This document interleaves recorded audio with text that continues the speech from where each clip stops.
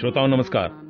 90.4 megahertz की frequency पर मैं आपका भाई मदन गोपाल वैजापुरकर आप सभी श्रोताओं का स्वागत करता हूं। आप सभी का स्वागत है हमारे कार्यक्रम काम की बात कहानियों के साथ में।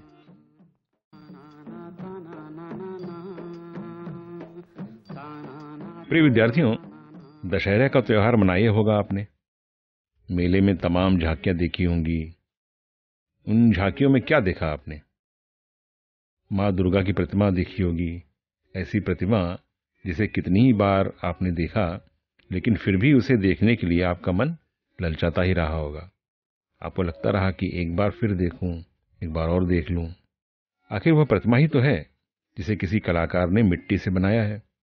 उसने पूरी कोशिश की, पुरजोर कोशिश की, कोई कसर नहीं छोड़ी, महीनों लगा रहा और अंत में एक समय आया जब उसने उसे ऐसा रूप दे दिया कि आप अपनी पलक नहीं हटा पाए।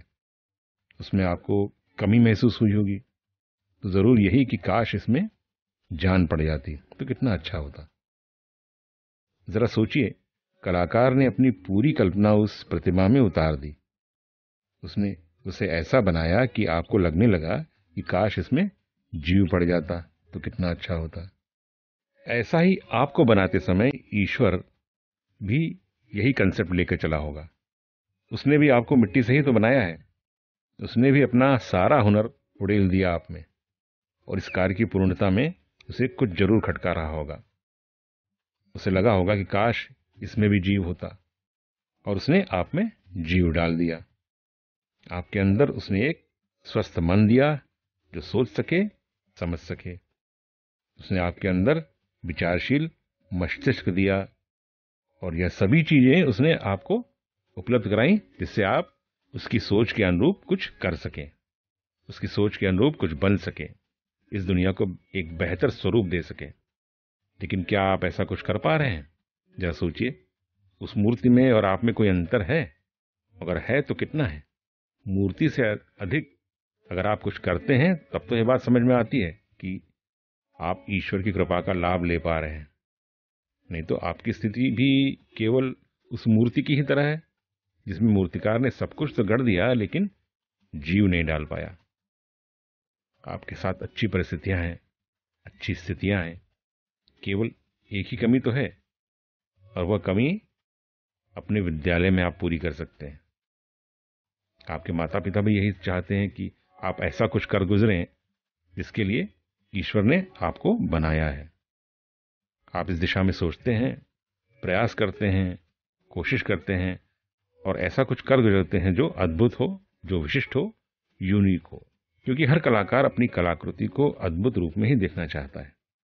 वह कलाकार जिसने दुर्गा जी की प्रतिमा बनाई, महीनों लगा रहा, अंतिम क्षण तक लगा रहा कि इसमें कुछ अद्भुत कर सके। ईश्वर की भी ऐसी सोच है कि आप भी कुछ ऐसा कर सकें जो अद्भुत हो। और वह कैसे हो सकता है?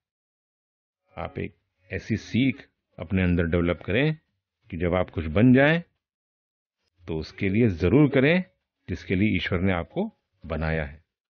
आप केवल उसकी कला की परिणति है ऐसा नहीं है।